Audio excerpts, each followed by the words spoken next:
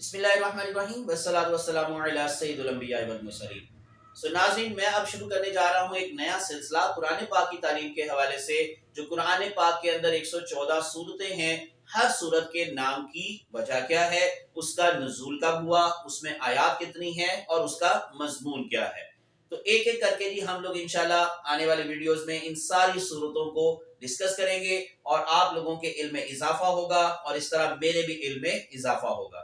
تو اللہ ہمارے علم و عمل میں برکت عطا فرمائے۔ اور آج اس سلسلے کی چوتھی صورت ہم آج ڈسکس کریں گے، سورت نساء۔ لیکن اس سے پہلے اگر ان کیس آپ لوگ میرا واٹس ایپ گروپ جوائن کرنا چاہتے ہیں فار تجوید لیسن، تو آپ لوگوں کو کیا کرنا ہے، میرے چینل کو سبسکرائب کرنا ہے اور اسکرین شاٹ لے کر اپنے نام اور اپنے شہر کے نام کے ساتھ میرے واٹس ایپ نمبر پر سینڈ کر دینا ہے، جو اب آپ کو اسکرین پر دکھائی دے رہا ہے، +923466139239۔ یہ سیپریٹ گروپ ہے فیمیل اور میل کے لیے، تو دونوں ہی اس سے بھرپور فائدہ اٹھا سکتے ہیں۔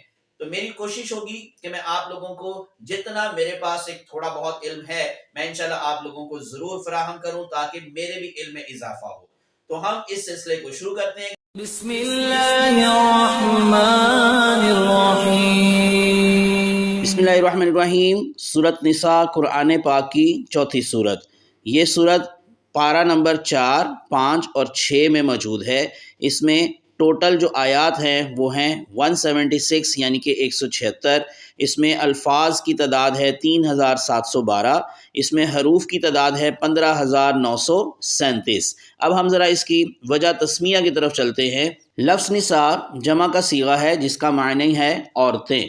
چونکہ اس صورت میں زیادہ تر احکامات عورتوں کے متعلق بیان ہوئے ہیں، بلکہ عورتوں کے متعلق جس قدر کثیر احکام اس صورت میں بیان ہوئے ہیں کسی اور صورت میں بیان نہیں ہوئے، اسی مناسبت سے اس صورت کا نام سورۃ النساء رکھ دیا گیا۔ اس کے علاوہ اس صورت کا ایک اہم موضوع علم المیراث بھی ہے۔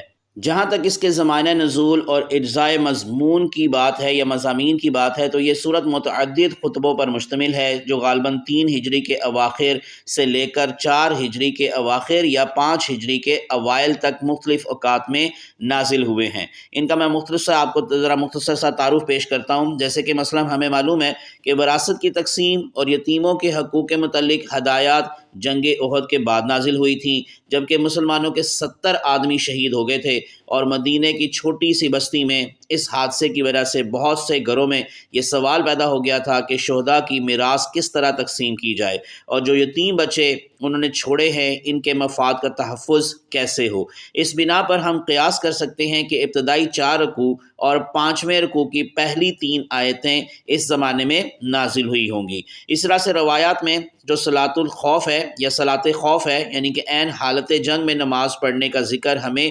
غزوہ ذات الرفا میں ملتا ہے، جو 4 ہجری میں واقع ہوا۔ اس لیے قیاس کیا جا سکتا ہے کہ اس کے لگ بھگ زمانے میں وہ خطبہ نازل ہوا ہوگا جس میں اس نماز کی ترکیب بیان کی گئی ہے۔ مدینہ میں بنی نذیر کا اخراج، جو کہ یہودیوں کا ایک قبیلہ تھا، وہ ربیع الاول 4 ہجری میں ہوا۔ اس لیے غالباً گمان یہ ہے کہ وہ خطبہ اس سے پہلے قریبی زمانے میں نازل ہوا ہوگا، جس میں یہودیوں کو آخری تنبیہ کی گئی کہ ایمان لے آؤ قبل اس کے کہ ہم چہرے بگاڑ کر پیچھے پھیر دیں۔